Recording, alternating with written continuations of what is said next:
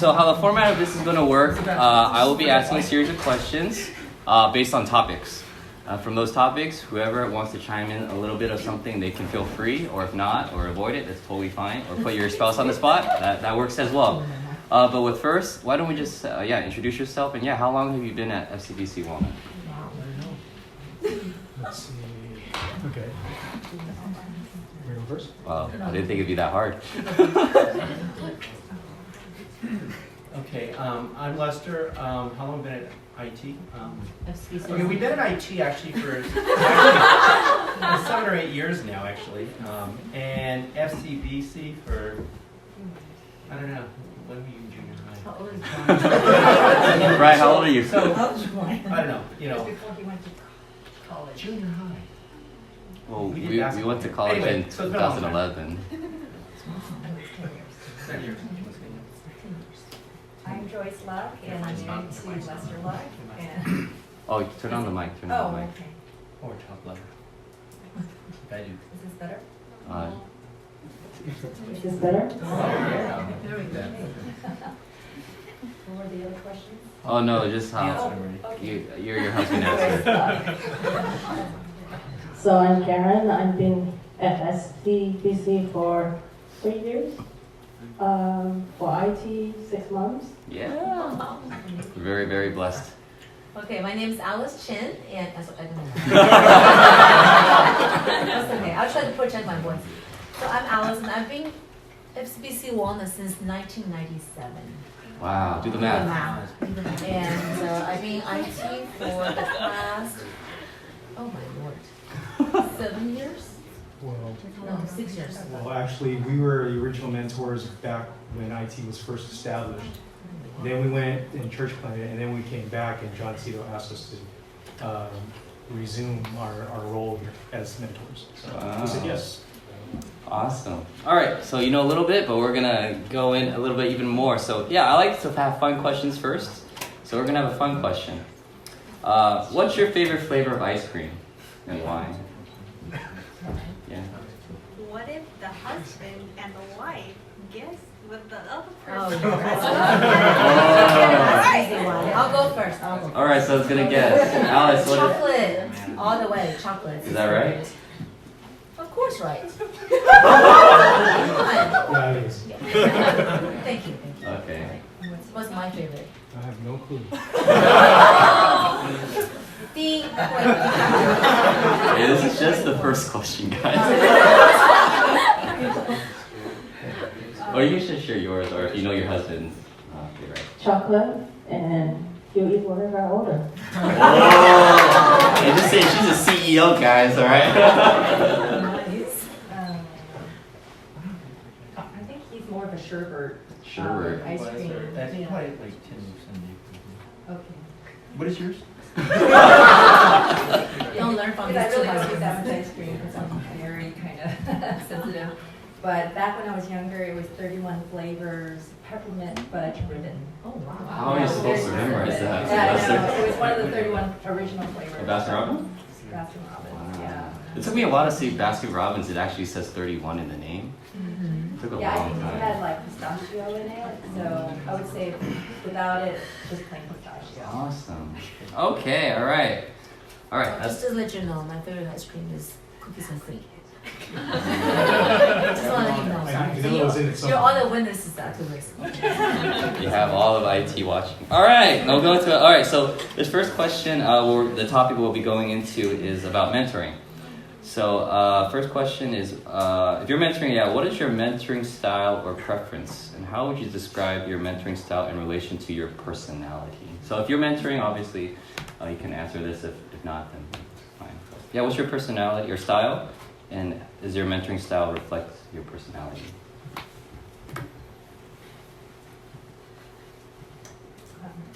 Okay, I'm currently mentoring 2 people, 2 girls. My style is more casual.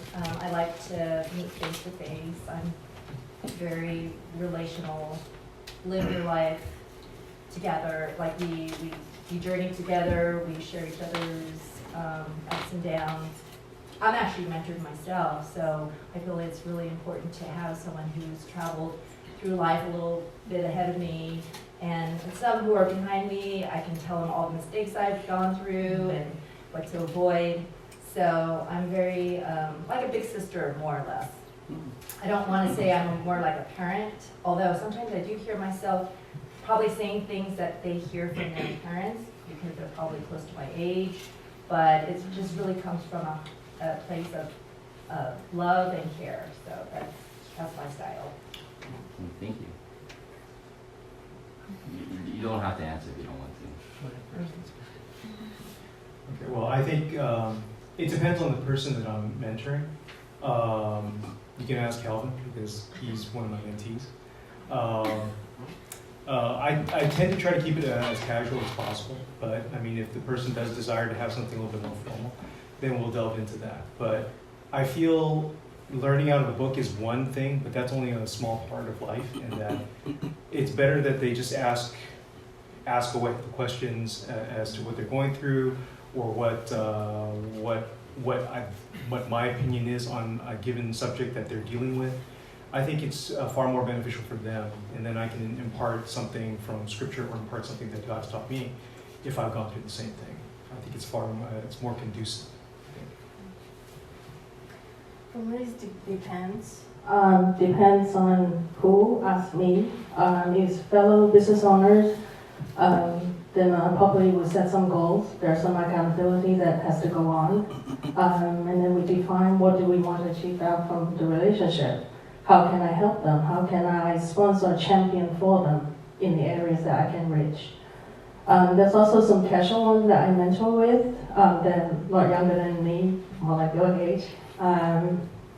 Those are more casual, overeating, drinking, a lot of coffees. Those situations, most of the time I listen, and then when they want advice or thoughts, I'll chime in. So that's another side. I also have mentors. They are older than me. Again, they set goals for me, and there's accountability. What I needed to reach, what have I reached? Usually, I'll meet them once a year. Sometimes they fly over to East Coast or whatever. But yes, it's face to face, and those are pretty serious. But it helps me grow a lot. So you guys are all saying, kind of mentioned, along with mentoring down, you also have a mentor up as well, and you encourage that too?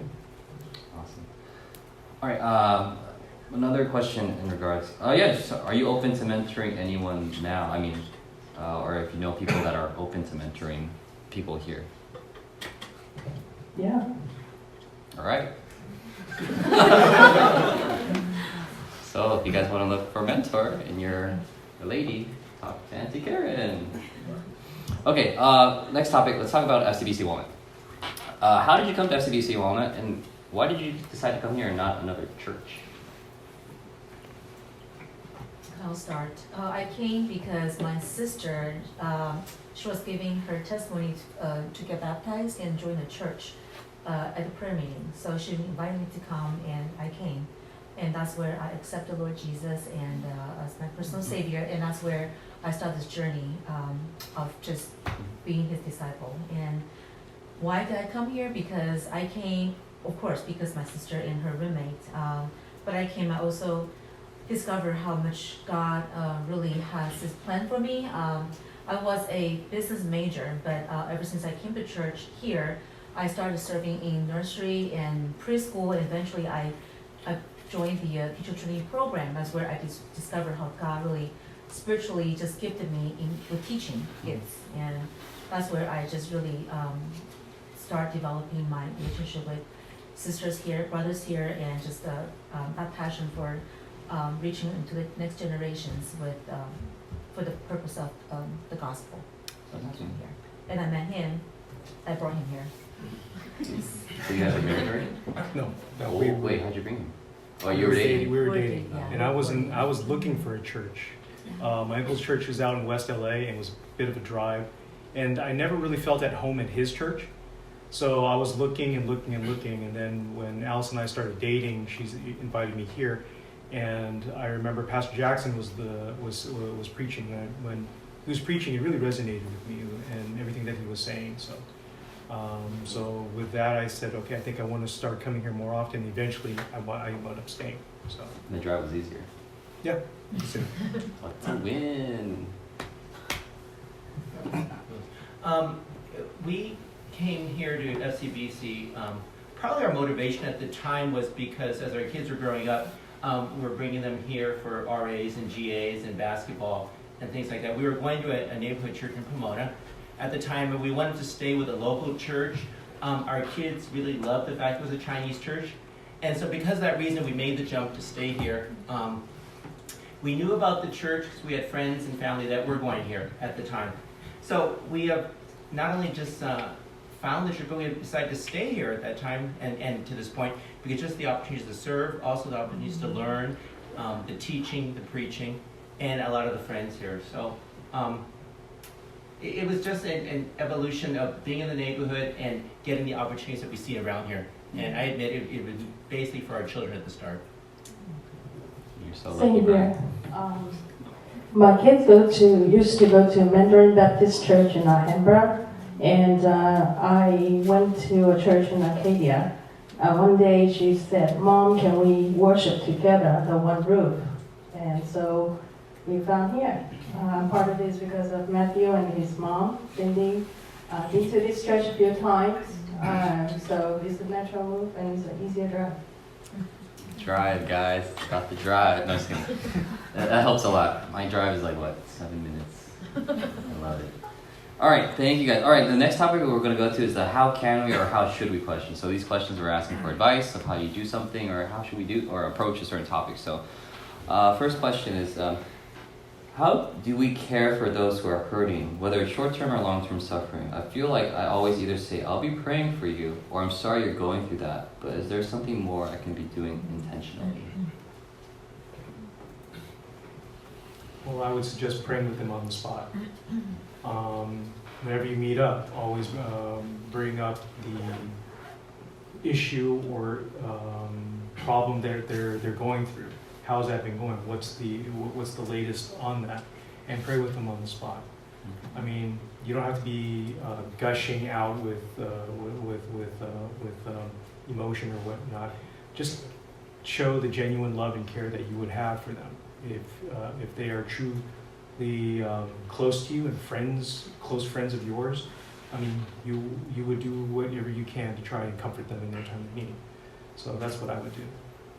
And I think that on top of that, one thing that I always would like to do is to just text the person. If I know the person well, I know that person maybe is suffering or I heard about it, I would just approach that person and of course I need to hear him or her out and see what he or she is going through. And I do see the benefits, especially just the way that when I just text that person, you know, I feel like, you know, when I pray for that person, I can text that person and just to see how he's doing. In this case, I would text a sister. I'm sorry, not a brother, but a sister. Right. So that, very careful with that. So text a sister and just see how she's doing and care for her and just checking with her, you know, periodically, just to see how she's doing and just get more up-to-date prayer requests and how to pray for her more specifically. Yeah. I have some thoughts that I jotted down. Yeah. Good one. Can you hear me? You got it good for now. Oh, okay.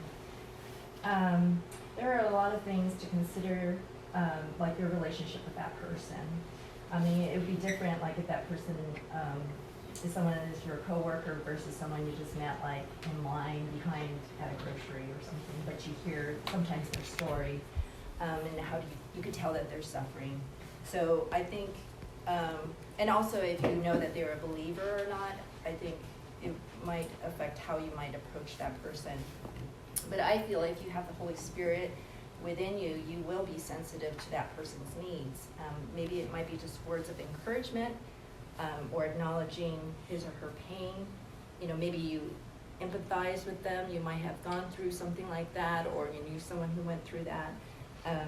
Maybe all that person needs, is words of encouragement. And if you wanted to take a step further, you could pray with them, like Ray mentioned, or offer actionable services like logistics. Maybe you're finding that they're suffering, they lost, someone who drives them to somewhere.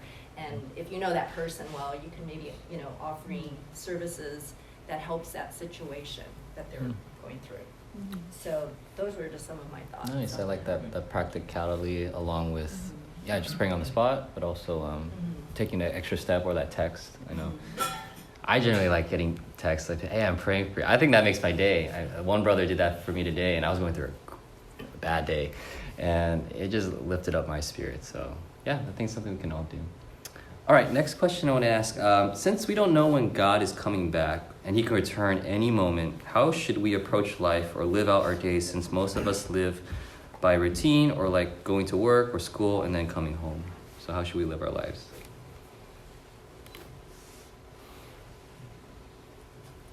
Like tomorrow is not here. I plan it out. I always plan on my week and try to pack as much as I can, but also leave some rooms for myself to reflect. Is that what have I done today? Did I make something different for the next generation or the next people that come along? That's important to me. So every day that is something that I reflect on. I do have a paper planner, so I do check it off. So that's how I see it. And Well, I usually start my day with, it sounds funny, but even before I get out of bed, or I wake up, I would just really, just communicate with God. Just say, oh Lord, this is the day that you have given me. I'm able to wake up and I'm able to breathe. I'm alive. And so this is the day that you have made, that I'm going to give this day to you. So I will start with a word of just very short prayer and just ask the Lord to take over this day. And then I get off my bed and doing routine things, like I said. And the important thing is that even doing all the things that we're doing as routine, but God always has a purpose for us to go through that very day. So that could mean maybe it's a client that you're meeting with this day, or a patient that you're seeing this day, or a student for myself that I'll be interacting with this day. And there's something's gonna happen that will cause me to to really call on God's his presence. And so I need to always rely on God's presence, even if it's been just doing the routine stuff every single day. So I think that where I work now is a school where I actually work with people who are not believers, and that really opened a lot of opportunity for me to share who I am and what I believe. And I just see that, every day when you just be intentional, you're going to your workplace, you're going to, even dealing with my kids, I have to be intentional, just to know that each individual will have to have their own day to go through, and God has a purpose for them on that day. And don't take it too hard when things don't turn out the way that you expect or you plan, because I feel like sometimes when we plan a lot, things will still happen unexpectedly. But I have to say, look, God, you have your way in this. I have to trust you. So that's where I would take my day. I have to agree with Alice, not to, That God has a plan and purpose for you for that day, and not to worry that he won't take us any sooner than he plans to. So if we just don't worry about those things and know that he has a purpose for us, then we will go about our day serving him. And I was going to say, we don't know when our last day, only God knows. And if we have a constant relationship with him, like he's going with you everywhere, which is, which if you have the Holy Spirit with you, he is living the life with you, then I feel there's nothing to change anything, really. You're going about God's, and you have him with you. So I don't look to, we know that death is inevitable, but how we live our lives can be up to us, like the day that he gives us, the time that he gives us. No, I like what you're saying. I think there was someone said, like, how'd you spend your last day or something like that? And then they're, what do I do or something? And then it comes to the Christians, like, I would just live it like any other day, because it shouldn't make a difference because it's my last day. I should ramp up my holiness or whatever. You're doing it already. So I like what you mentioned for that. So okay, let's end this topic. Let's go back to another fun question. All right, one person asked, who is your favorite superhero and why? You don't have to be spiritual about this one, or I would say Jesus, but maybe Marvel, DC. I'm a big Batman fan. Batman, ooh. And the reason why is he's the only one of the few superheroes who does not have superpowers. He can't fly. He doesn't have lasers shooting out of his eyes. He's just a really disciplined and very capable guy, just generally on his own. What about like Iron Man or like Ant-Man? They're regular too. I'm just saying. Batman's what I grew up with and what was that's fine. noteworthy when I was a kid. And Christopher Nolan just really ramped it up for me when he made his 3 movies. That's good. I can't argue with that one. I really don't have one, because I remember I was talking to one of these guys one day, and we were talking about superheroes, and I don't even know the difference between DC and Marvel. What? And it's the truth. So, but I know Joyce has one. Wait. Batman. Do you know what Batman is in DC or Marvel? I don't have a clue. You know have a clue? It's the one that was on TV with that Robin guy, and in the underground cave, and they're on. Channel 13 when I was growing up. I don't know. See the movies. We should do a movie marathon or something, yeah. My kids can't. I don't watch. But go ahead. But you do. Yes, well, mine has to be Wonder Woman. Ooh, wait. Do you know Wonder Woman's in DC or Marvel? It's DC. Yeah, there you go. Okay. Well, because now she's smart and wise, and she's like actually half goddess and half human. So she gets both worlds, and she's beautiful inside and out, by how she cares for people, and she has compassion for others. But she's also a fearless warrior, and I love the scene. I don't know if you've seen the movie, but where she's told like no one steps into no man's land. Is this the Gal Gadot? That one? Yeah. Ooh, that was a good movie. I know, That was a good movie, guys. She didn't even flinch. She was just like, it doesn't matter. I need to go in and save the village. That this, I guess. She went. So yeah. That was the scene that just like moved me. Yeah, everyone in the audience was like, whoa! I was like, wow, this is crazy. It's good. It was a good movie. I think it was probably the best DC movie so far. So my favorite is Black Widow. Black Widow. Scarlett Johansson. She doesn't have superpower, very capable. Sometimes I can identify with her because I'm always good, sometimes really bad. Try to be good. I don't have one. I'll keep Lester company. I don't have one. All right. Batman, Wonder Woman, and you know they're making a Black Widow movie? Yes. I saw the trailer like yesterday. It's like 23 million views. It's pretty crazy. Yeah. Anyways, if you guys want to watch Star Wars is coming up December 19th. Okay, all right, this question topic is about prayer and lessons with God. All right, one person asked, has there been someone you've been praying to God for a long time? If so, would you be able to share a bit on this journey or any of your thoughts? Well, I say, Alice and I were praying for the same person, and that is her mom. Mom and sister, actually.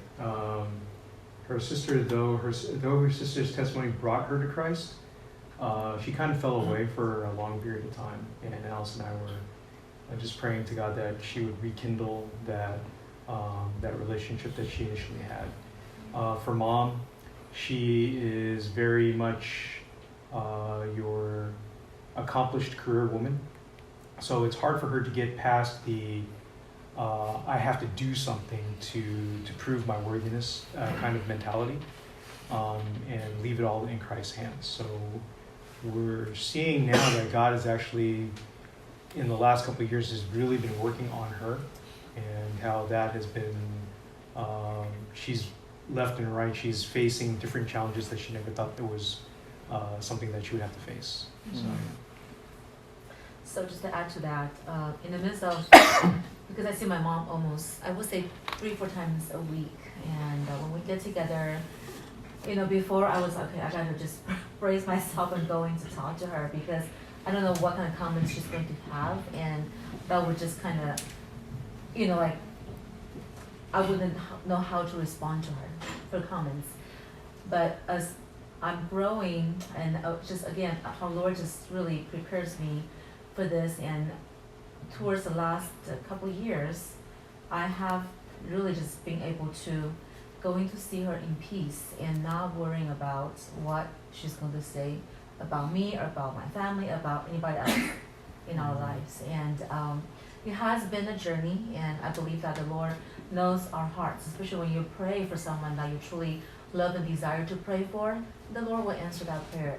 And through the prayers that you submit and you offer, God will actually align your heart with His desire, His heart.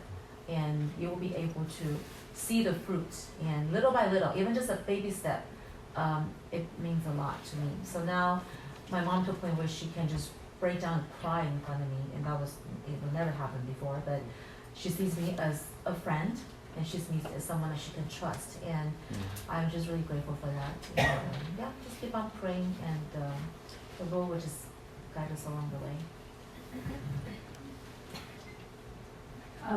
It will be my husband, Lawrence. We've been married for 14 years. We dated 9 years. I'm hoping one day we'll believe the Lord. Yeah. Thank you.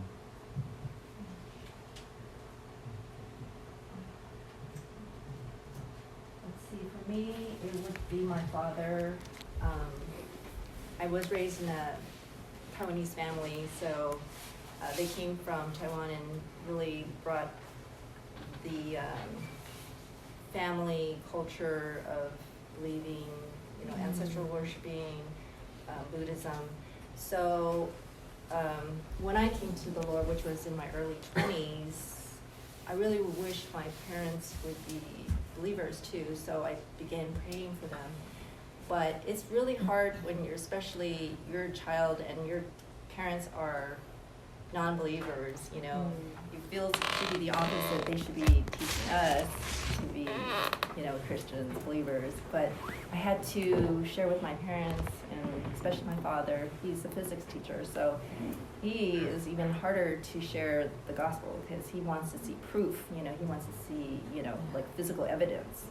But for me, the best way for me to share with him and pray for him was just my enthusiasm. When I come back from church, I would say things like, "Dad, the pastor spoke so well, and you should come and hear it for yourself," because I would be terrible to tell you exactly what he says, but he would relate to you, and I would just be enthusiastic. And then he would just start to wonder why my daughters changed so much. And I think just the fact that I changed my character. I used to be very impatient and used to be prideful and walk out in front. When he'd get angry at me, I would just leave the house, and it would be really, friction between us. But when he saw I would humble myself and come back home, even after our arguments, he could tell like something's changed about her, and he wanted to know more about that. So that to me is like the best way how you can show through praying and also demonstrating through being a living testimony to your own parents. Well, for me, for my parents. So. Can I add something too? Actually, just when Joyce was sharing, I thought about my dad and all the things that Ray and I have been doing along with our boys. Most of you guys know our boys, and so my parents watch them grow, and then they see how they grow. Just be respectful But so my father, we've been praying for my dad for over 20 years, and the things that the last week before he left this earth, so he always supported us going to church. He knew that churches would be good for the boys.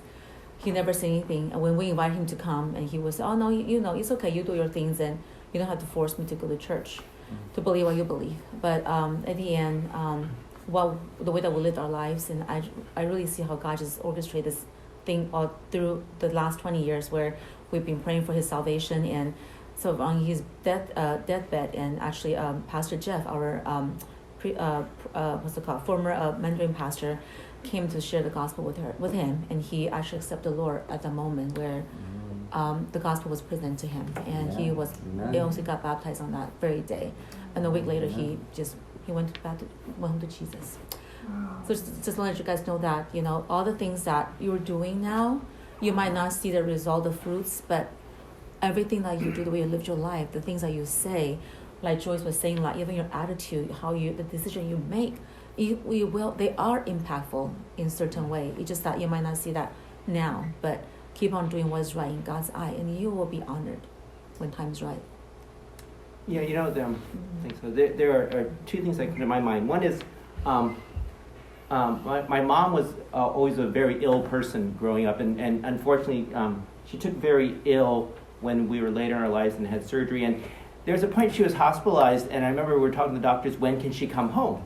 And their answer was, we're concerned, he said, we're worried if there's anything even left in her brain, or she'll even be home, eventually at all.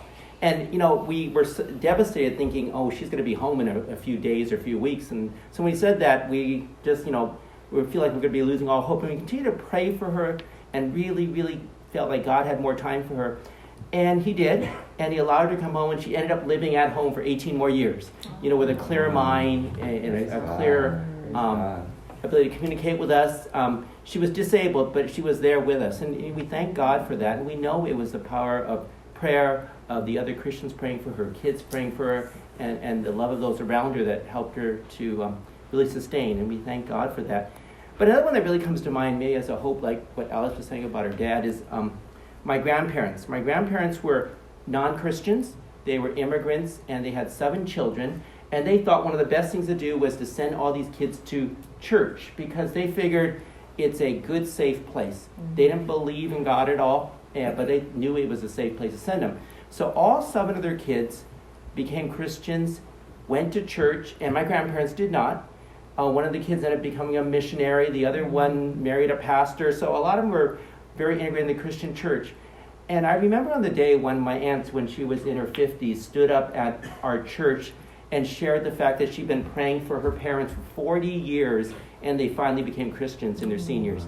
And they came to know the Lord and love the Lord, and at our family gatherings in their 80s, learning how to pray, for the family.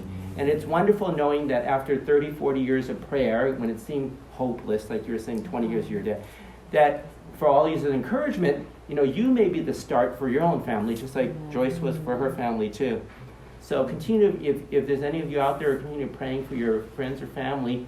It may not be answered tomorrow or in the next few years, but I hope not, but maybe 40 years too. So. No, thank you guys. I don't think many of us are 40 in this. I mean, Not yet. maybe some. I don't want to count anybody out. But 40. yeah, I'm really 40. just sharing that you guys for your lives. No, I'm talking about the audience. Sorry. Bad. But yeah, for them, who they're praying for are individuals very dear to them. Like that, literally, blood. Your husband, your parents. That is not too far from the family tree. So thank you. All right, last question in this topic. How have you put God in the center of your relationships, like with your spouse or friends?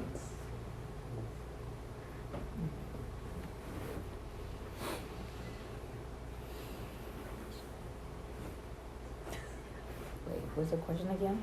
How have you put God in the center of your relationships, like with your spouses, or friends? I'm just reading what it said, guys. We're not Mormons, man. Trust me, something. With your spouse and friends. Okay, there we go.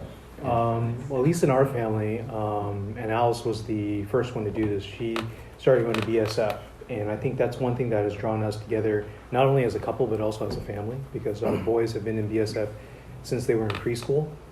Do you guys know what BSF is? Bible Study Fellowship. Yeah. Thank you. Thank you. So it's a Bible study organization, actually. They're worldwide, and they have great studies every year on books of the Bible.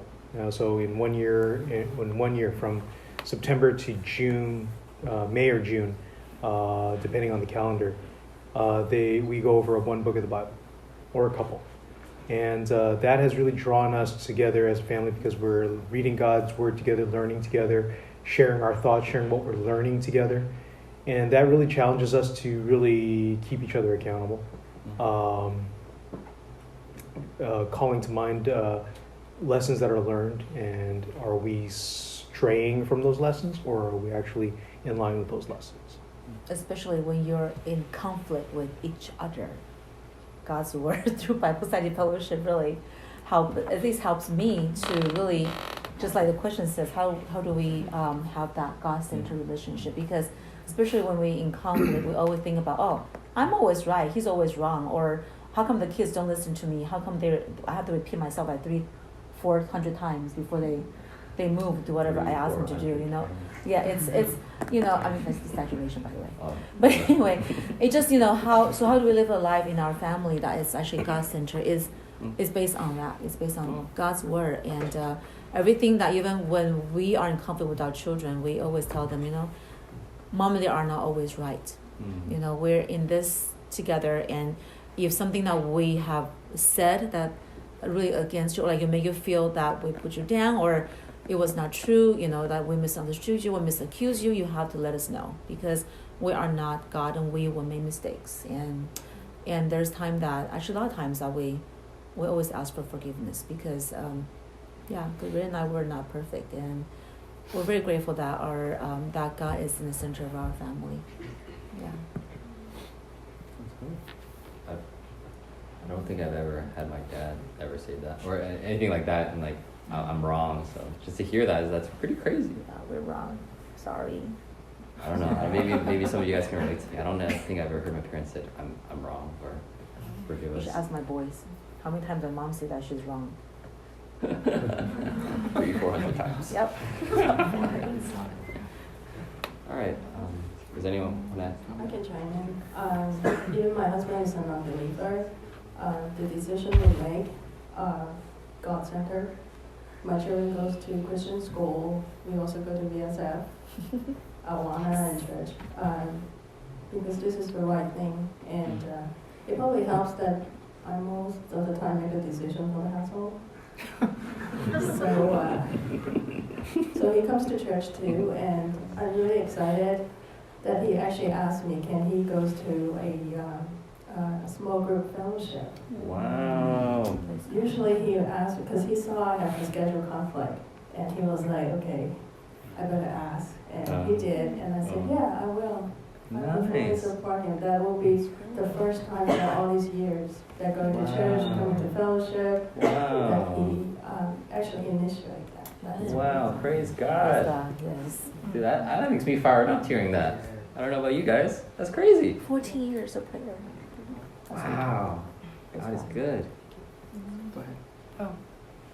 Well, for me, putting God as center of my relationships has to start with me, with my decision to be grounded in God, having Him indwell with me. If I can balance myself with, like I don't want to just spend time only with believers, because my life could be that way where I would be in studies all the time and just but I know that there's so much work to be done out there to reach the unreached. So I need to be bold and not be fearful of what others, in the secular world, I think, so I just start to build my relationships, even if it's just the surface level, but then I slowly, ask questions. I'm a good person to ask a lot of questions. You hear that? Yeah. You hear that? I never answer like a straight answer. Like people often say, oh, do you have next week available to go for lunch or something? I always ask them, oh, what is your plans, or where do you want to go? So I don't answer yes right away. Sometimes I want to find out more about the other person, and then proceed to set up the date. Real question. So someone asks you, a little off topic, where do you want to go eat? What do you say? Well, what makes you happy? What was something No, that? with us, you decide. Well, I mean, And the truth comes out. Right. I mean, that's one of the hardest questions that. Well, Yeah. when I make meals too, I like to ask my family. I poll them, you know, and then I get a sense of what they like and they don't like. But sometimes it's good for them, and I say, sorry, this tonight is vegetarian. So you ask, do you Not a lot still of veto meat it? here. Yeah. Wow. But, Awesome. You know, I add spices to it because they like it hot, you know, so. Nice. Yes. Thank you. All right, we'll go to a fun question, and then we'll go to the next topic. All right, this one's, I'm not joking, I'm reading this word for word. If you can be any type of water, of body, example, river or ocean, ... what would you be?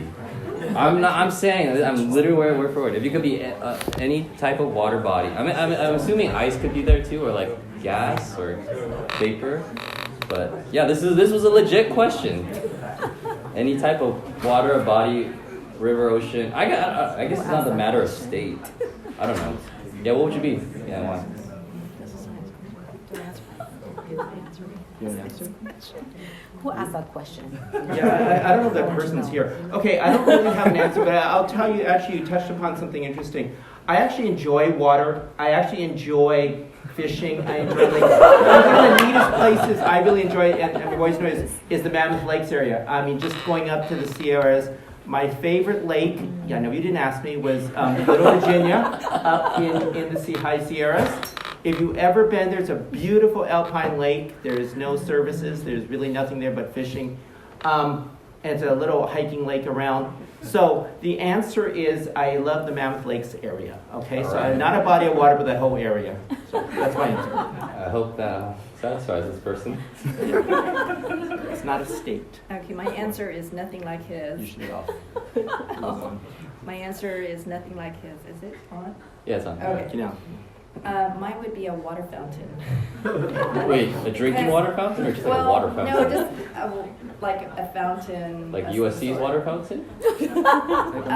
Or waterfalls. Oh, Waterfalls. That's water different than a fountain. fountain. Fountains are Well, what? okay, well, the thing about water fountains is they recycle water, so they don't waste water. They make people happy, right? And you can make wishes in them. Isn't that a Yeah, wishing no, like, well or a pond? Okay. doesn't matter, whatever you think. All right, that works. Cool. For me, it's actually Loch Lake in Scotland. All those river turns into gigantic lakes. Those are my favorite. Nice. Wait, are we asking what our favorite? If I wanted to be, What do you I want to very be. confused here. I want to Literally, be that. type of Sorry. water of That's body. okay. I got a question here. I'm just playing around. Sorry. I don't have one. I'm sorry. I didn't. Sorry. I have to be honest with you. I didn't think of this question. I'm sorry. I don't think anyone could have thought of this I'm question. sorry. No. I mean, I didn't think hard enough to answer this question. I'm sorry. That's okay. All right, Ray, do you have Sorry, anything? person. No, I don't. I don't know. I really don't know. All right. Sorry.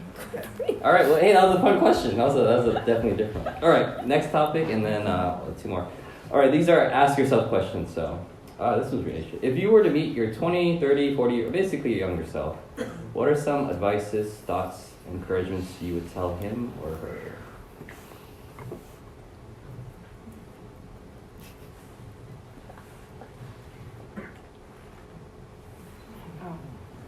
You start off, Joyce. She said everything written down. Well, You know it's working.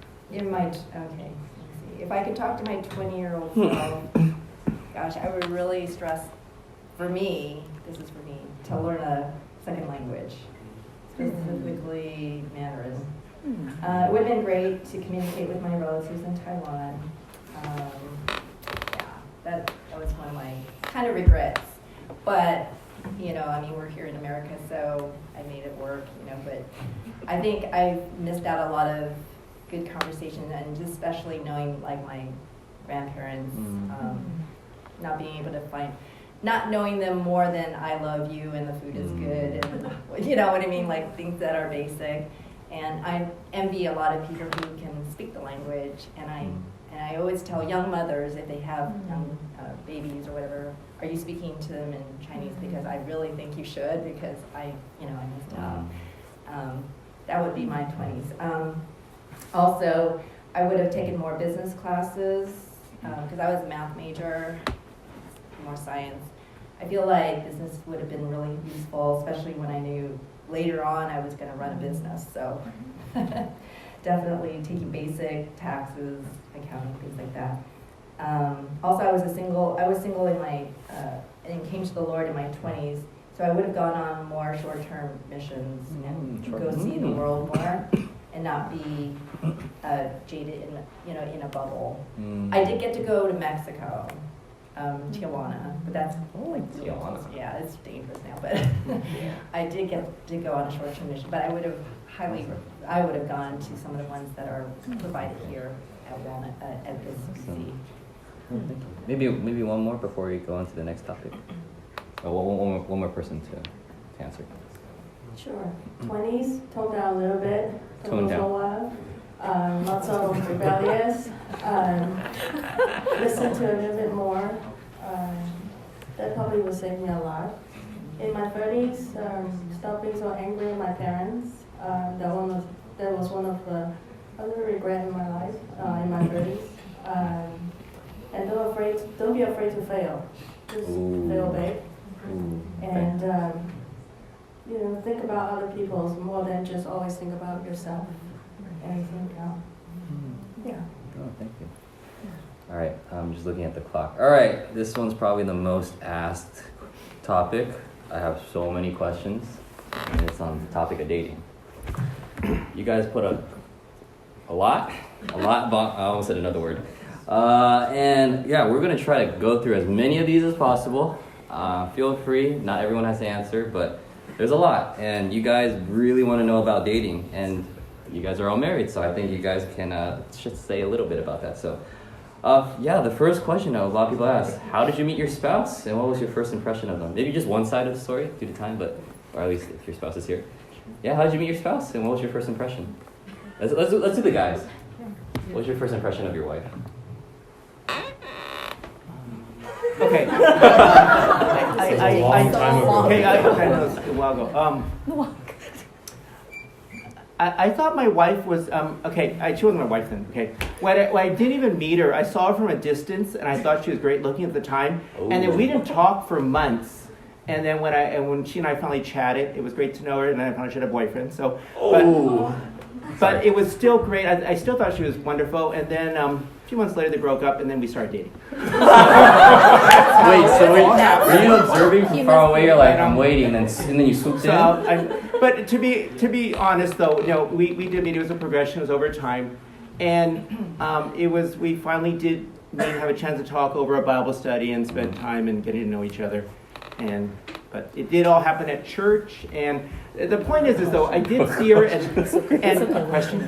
Yeah, were you praying very hard while she was dating the other guy? No. Oh, okay. I'm just asking. And I'll be honest, because that's not the way I ever looked at things. I mean, I really looked at it if God was going to have in front of me. It's not like I'm praying and targeting at something. and I really didn't. You didn't even ask this one, Kalvin, but you had this question about a checklist thingy. That was never one of my type of things, and I don't know who asked that question. But because it was, other than being a wonderful Christian gal, I mean, that was about where it is. I didn't know. I was waiting to see and be surprised what God was going to bring into my life. So were you surprised?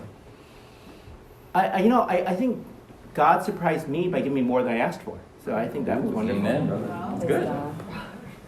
Okay, let me give you a little background. I was 19 when I was dating his other brother, yeah. Mm-hmm. He was much older, like 26 or 27 or something. Mm-hmm. So yeah, I was probably pretty too young to be dating that early. But needless to say, he wanted to move things a lot faster than I was. And I couldn't see myself like meeting the parents at that age, and that sort of thing, yeah. So I decided to, we need to break it off because I can't promise. Even in 5 years, if you wanted to say, he asked when or how long, and I was like, I don't know, 5 years, 10 years, because I was 19. Yeah, that's really pretty young. So, and then, it only lasted about 10 months, and then I decided to stay at the church because even though that church was his church, I at first thought it would be awkward if I stayed there. Yeah. But a sister who became my first mentor actually and discipled me, she said to stay at the church and to just really be involved. So I did with the college group, and I joined the core team, and then I joined the Bible study, which was at his house. So that's where God's led me to. And then after the study, it was a co-ed study, I believe, and then he would walk me to my car. Wow. Yes. And You're then, taking but, notes, right, with the nothing, brothers. just make sure that I'm saved, just make sure I'm saved, right. And then one day I had a meeting with my discipler. She wanted me to memorize the Bible, the list of the Bible and everything. And I get a phone call, and basically, this is a really smooth line, okay, by the way. Take notes, guys and girls. What's this line? I enjoyed our conversation so much by the car, I thought we would continue it over dinner. Wow, that's pretty smooth. Uncle Lester. Yeah, I mean, That's pretty smooth.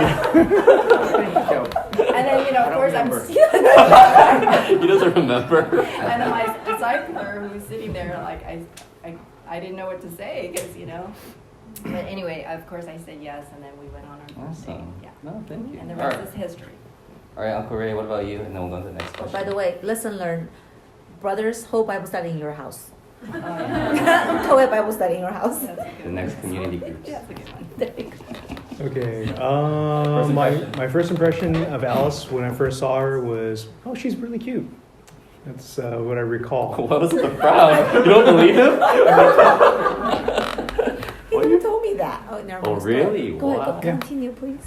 Okay. So, I don't know. Okay, I'll give you the Cliff Note version. Yes. I have a very detailed version. If you want to ask, you can come to me later. After. Basically, we got each other. We were working in the same company. We got each other in trouble with the GM. The general manager? Well, office manager, Oh. not really the GM. It was a small mom and pop shop company, and the office manager saw that we were kind of socializing too much in the office. So what it boiled down to was, she says, "We need to talk," and I said, "Yeah, I think we should." So we went out to lunch, and it turned into a DTR. And said very briefly, I told her that I liked her. I asked her, would you be willing to take our relationship to the next level, to be a dating couple? And she said yes, and without hesitation. Without hesitation. Is that true? I think so, Yeah. yes.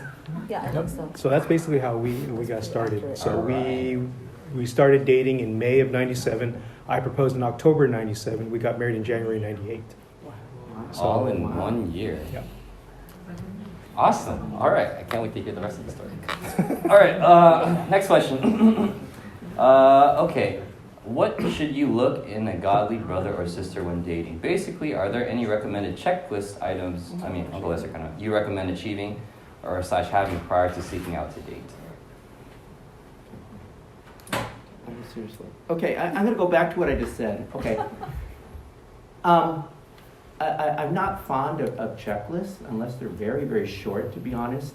I'll take an example. Most of you guys don't know my brother, but my brother had a checklist. Christian woman, American-born Asian, English speaking, great family here and everything else. Oh, and he's tall. He's 6'1", so you want to yell his height. So he married a 5-foot woman born in Taiwan who spoke Mandarin. And, she was a Christian. So he got the one on his checklist, but everything else dropped off. So my point is if you have one, at least, you guys stay with the essentials. Because I look at checklists like guys sometimes look at floats at a parade. So you guys, a lot of you guys are waiting for a girl that fits everything like float. and it comes by, and you're waiting, oh, that one's missing, that one's missing, that one's missing. Before you guys know it, the parade's over. So, when I think some of the most wonderful floats have come by. And, I'm saying vice versa for the girls. That's so funny. I've never And heard so, this. The I'm parade's just saying, be finished. realistic and careful. There's no one here, look amongst us here, none of us are perfect. I don't think anyone's going to make some top 10 But checklists I for need each to other. add, that's very true, but I want to add is that, just like Lester was saying, that there are non-negotiable Yes. items that you need to, for example, he or she is a true believer of Jesus Christ. That's definitely not negotiable. And you have negotiables such as height, or what language she speaks or he speaks, or what family background that, So I think that just want to make that clear, because when I mentor my girls, I tell them have a checklist, but negotiable and non-negotiable. So let me sure clear. Okay. Thank you. Sorry. Go ahead. Awesome. Oh, we're done. I mean, if you want one more, you can do one more. I'm good. No, I didn't really feel like I had to have a checklist, but I don't know. I think there was a bit of an age difference, like I said, when I was dating That's okay. another person, and I felt immature, like I wasn't treated like equally yoked, I guess. Even though we were both believers, he was just so much more like knowledgeable and just. I just felt like a kid next to him, and I was a kid, So when I met him, and I didn't give my first impression, I thought, he probably has already taken, I just felt like, this good-looking guy should have already a girlfriend. So I didn't think even that was a possibility. So that's why I was a little surprised when he called me. Yeah.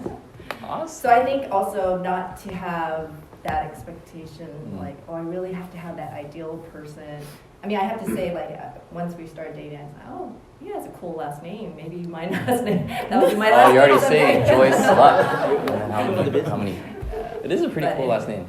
Yeah, so, I know. And actually, we try to avoid using it at restaurants because it tends to be too memorable, or we get comments like at places. Yeah, so.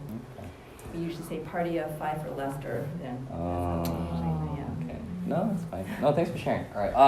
I know it's 9 o'clock. If you guys need to head out, feel free. Just do so quietly. But we still got a lot of questions for the dating things. But we won't have discussion groups, so we'll continue with this. And afterwards, we'll have snacks. So, all right. Since you guys talked about it a little bit, yeah, very clear and simple. Someone asked, "What are your thoughts on dating a non-Christian?" Well, I guess that's me, right? I think, according to my grandma, nephew, I'm not sure if you know it, but he's a little bit younger. My grandma commented on me that I probably dated the United Nations. It's true. All types of religions. I did all that. Those are more like the rebellious day. If I can advise myself, Christian is very important. That is like one thing that's non-negotiable. The other thing is that person, is it making you happy? Is it cherishing you? Is it supporting you? Is it the same for you to him or him to you? I think those are the important elements that I look into. No, thank you. Anybody else chime in thoughts on dating a non-Christian? I'll say the same thing, kind of echoing what Caron said. An example I have is my cousin was dating this one non-believer. When she first was telling me about him, she said, oh, he's this, he's that, he's this, he's that. I said, stop giving me his resume. I don't care what he does. He can be a busboy in a restaurant for all I care. Show me that he's going to give you his heart. Show me that he's going to be willing to die for you, and then I'll respect him. If he's not going to do any of that, if he's just into it for himself, it's just for the sake of dating, I don't really want to know. All right. So I guess the unanimous answer is no. All right. Next best thing. All right. What is the best way to approach asking a sister? No. Okay. This is what it says. It says, what is the best way to approach asking out a sister/brother out from a biblical perspective? Let's just say a guy to girl. Direct contact, recommendation via a friend, in person, call, text, etc. yeah, what are some ways to approach a sister? To ask. I guess you can I also. think what Lester did was already good. That already said it. I'm just saying. Smooth. I didn't hear it. Yeah, okay. I'm gonna give a comment. Honestly, I think all the guys. And I'm gonna speak more directly to the guys. I'll be frank. Preach it. And Hanley's probably not gonna appreciate anything I say, but it's okay. Say it. Okay. Honestly, guys, I think you guys have it easier than most of us who are as old as me growing up. I mean, in my day, there were only two choices. You either ask them in person, or you ask them by the phone. And the phone was the worst thing, and I'll tell you why. You'd have to go through who? The parents. I mean, you guys know no cell phones. The phones were connected to a cord sitting in the kitchen. You either had to ask their mom or dad, and hopefully she's home, and they don't leave a message with your name or something. And, it was the most horrible, humiliating thing. And I thought I was so good at this, I remember, and would never be turned down. I remember I was showing off to my brother, I was in college, and he never was into dating. I said, here, I'll show you, it's no big deal, I'll ask so-and-so out. And I remember I called up this gal and to ask her out, and I got turned down right there in front of her. Ooh, you got So, it's not as easy as it sounds. But anyway, my point is for you guys, and I'll be direct with you guys, I think it's so much easier. But I think for most of you guys, I think the most important thing is you guys have to be more intentional. I think sometimes guys are not very clear on being intentional. And also, you guys also be realistic and feel the situation out. I mean, what's the best way to... In other words, get intel on the person. Yeah, face it, there are some gals that are going to be better matched up to you. And I'm not just talking about Christian, but in terms of also your interests and the way they think. So, I think sometimes you have to feel those things out and try to get to know those commonalities to each other. But I think a lot of the guys have to be more intentional. And now, in terms of the best way, I don't know. I don't even know what I would do these days.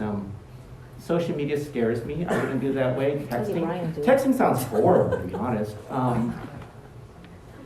So I don't know. If I were in your era, I'd probably ask them out directly, but that's me. So I think that's nice. Anyone else? I also think just ask them face to face. If you have any true feeling for the person, you're going to be willing to put yourself on the line for that person. So Alice and I use text, we do all the stuff. But I think when you really want to say something really important, you always do face to face. I think just go with a very, I think the question here says very well, what kind of biblical perspective. So you think about it, courting, getting to courtship is basically, you will show interest in each other and you would want to get to know that person. Like Lester and Ray were saying that, you get all the commonality first together by being around with each other in a big group setting, right? In the fellowship or in serving together. You got to know that person first before you actually approach asking her out on a date. With that, and then you will see, okay, and see if that person has the same feeling towards you, and just be honestly and asking her and respectfully. I'm sure if the young lady who has who has that common courtesy and also is very respectable, and she was say yes or no politely, and thank you for your interest, or just say, oh yeah, like Auntie Joy say, oh, that's very good, smooth line. We can continue our conversation over dinner. You just ask. I think that it's quite all right. And I believe that young ladies here, they will love to hear from the guys. They'll be flattered when they are asked to go on the date. Yeah, am I right? Yes, I'm right. Okay. Wait, that begs the question. Okay. This is my question. What if a sister really likes a brother, but the guy's just clueless? Is there any to throw hints hey, I like you.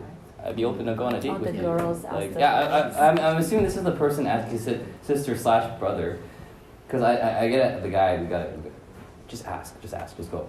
But for the sister, what if they're like, oh, I like this guy. How do I? What do you think, Pastor Henley?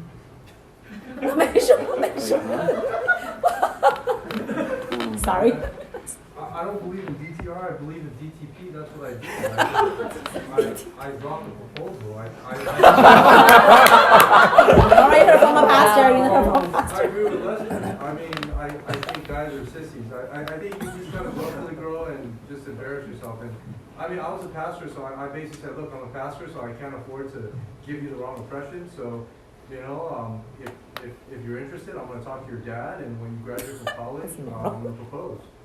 And if you know what you're getting into, look, I work here, I'm a pastor. I asked Pastor Jackson for permission, he said I could, you know, it's just very clear, and she didn't talk to me for 3 weeks. She was in shock. And eventually she came back, I called the parents, and I did that, you know, directly, and said because of the age difference, and so I'm probably the wrong guy to ask. I don't believe in harmony, although it works for everyone, so more power to you, I believe in election. So, yeah, I think God predestined one for you, and if you miss every shot you don't take, right? So. But what if the guy's clueless? I'm just saying. I'm trying to. All right, I guess. But for the girl, like, and just throw little hints, like. Yeah, I would think it's, yeah. Do something. Okay, I think that kind of falls into what happened to Alice and me. So this is part. What? This is Which part I do not remember? Wait, Okay. let him. Okay. Go on. They're all my witnesses. Go Okay, on. okay. This is. Okay, so we were working in the same company. She was in the marketing side. I was on the QC side, quality control. So I'm in the lab, and I noticed that she is always coming into the lab and she's talking to me. Uh-huh. Okay, but I was trying to think. Okay, she's just trying to be friendly. I was talking to Susan, not you. Oh! Wait, let him finish the story. And that's where I say getting intel is very important because Susan is one of her bridesmaids. Right. She eventually spills the beans to me because she also notices that, hey, you guys are spending a lot of time together. Are you guys doing anything? I said, no, not really. I mean, I wasn't trying to get my hopes up. But one time she comes to me, I'm passing by her lab window, and she has this frantic look on her face. She's, come here. I said, what? What is it? She says, I think you have a girlfriend. I said, who? I said, Alice likes you. I said, really? Okay, that's cool. That's good. I was very flattered. But that forced me, that because, I mean, I like I said, when I first saw her, I thought she was very cute. But I wasn't sure if she would be interested in somebody like me. So I tried to be as emotionless as possible. Had not all these things come about, then I probably wouldn't have had the courage to ask her out eventually. But eventually I did. So how does sister say it for you? Well, it helps to have common friends who can give you hints. Write that down. All right, cool. I hope you guys are liking this. I'm loving these questions. All right, next one. Okay, this one's a good one. What if the person I am dating is a faithful Christian but has very different practical life goals that I am not comfortable with right now? Should we continue dating and see how things go, or stop dating completely and only reconsider dating if the goal aligns in the future? That was very wordy. But basically, yeah, practical, like you're not in sync right now, you're not comfortable. Should they still keep going for it, or stop and then reconsider in the future if they come back?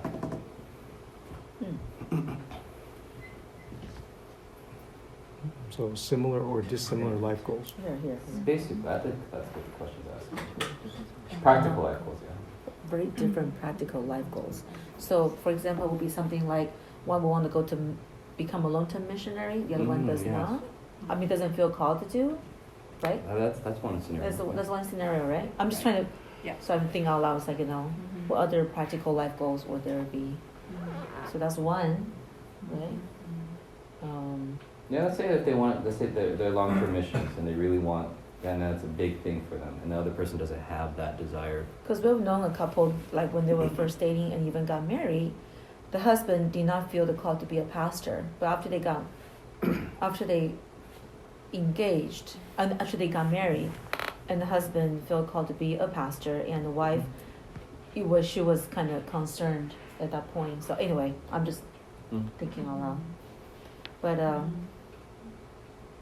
I would say pray together. I would think that when it comes to life goals, maybe that's like my double your age. I feel sometimes things can just change overnight, or just, I mean, like, again, you plan so well, but sometimes God would just call you to do something different. So I would say a different practical life goals. I would say be honest with each other, like what you really feel like how God is calling you to do or to accomplish in the long-term goal. Share that with each other honestly, and pray together as well. And I think that your individual relationship with Christ should be the first priority. Before your relationship with your significant other, like in this case, your the person you're dating. So I think that, again, seeking God's will together. First of all, be honest with each other, and then seeking God's will together. And I believe that the Lord will show you whether you should be together or not, because you will start.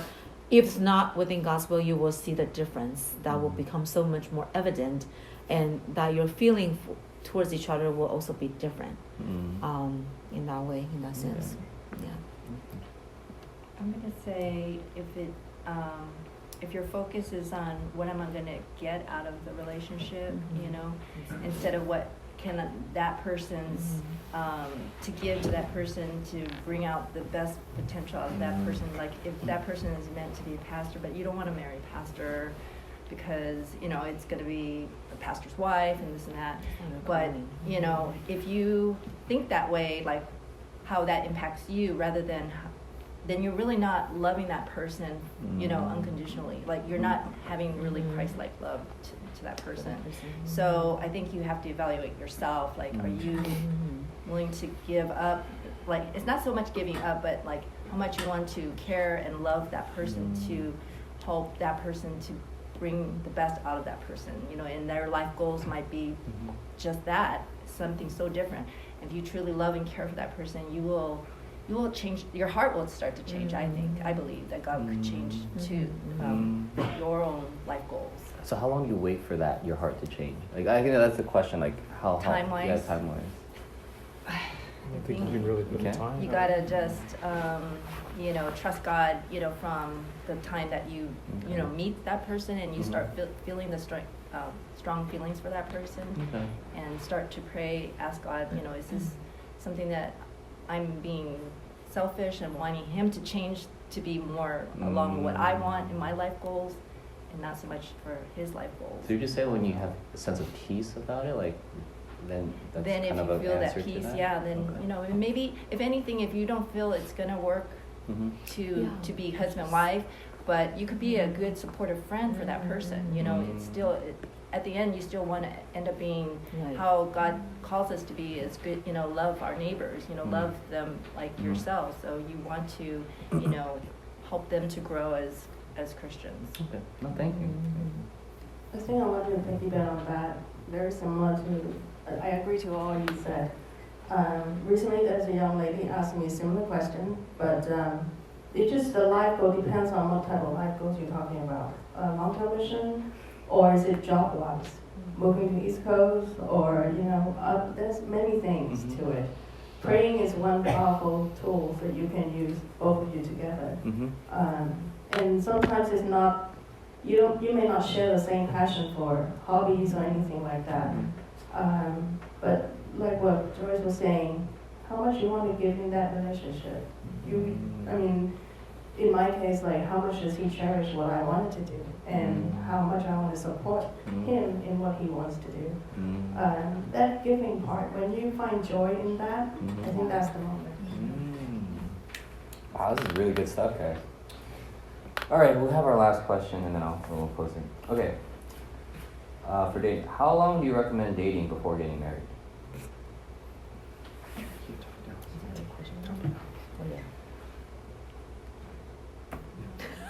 Well, I didn't know that was that hard. It's we different. we Depends met- on individual. Oh, you were fast. We were fast. And then Caron was what, 9 years? 9 years. And then the last 6 years. 6 years. I guess for the audiences, I guess there's no I timetable. think ours was a little long, but life happens. Actually, his mother got really, really ill, and so it did. We have to sometimes put things on hold to take care of things that are happening in life. And you know, a lot of my friends encouraged me to date other people, actually, because it's like you keep waiting, you know, but I felt in my heart that this was the right man. And Oh, that's so sweet. You're lucky, man. Yeah, Oh, we're lucky. he knows, he knows I wait for him, and that's why I knew in my heart that when we marry, he will devote, you know, we will be devoted to each other. That's so sweet. Super. I don't want to get tied down, so. You didn't want to get tied down? Oh. So, if you told your 30, 20-year-old self, what would you tell her that with that attitude? Wait longer. Should wait longer. Dang, okay.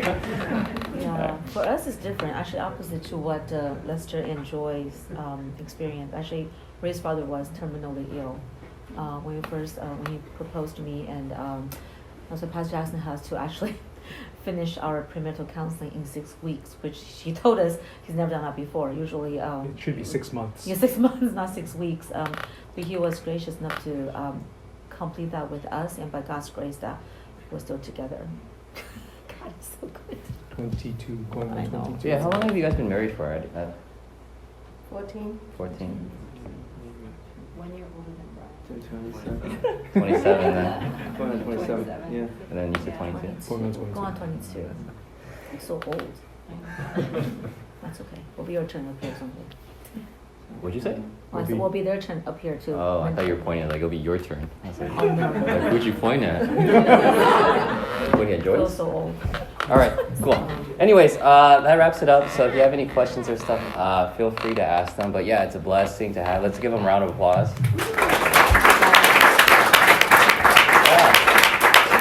Yeah, again, this was 100% you guys tonight. So for the next IT, we'll be going into 1 Thessalonians. Gabe will be preaching on that. But with that, why don't I pray us off? And then, yeah, there'll be treats and snacks outside. So let me pray for us.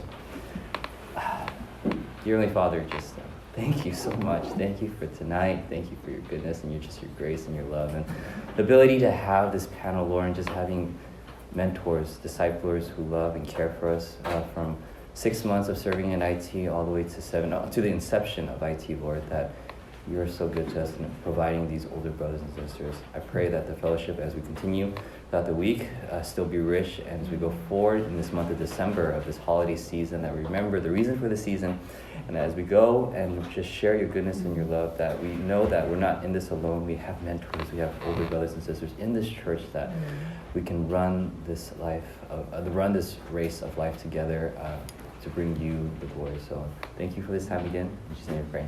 Amen. Amen.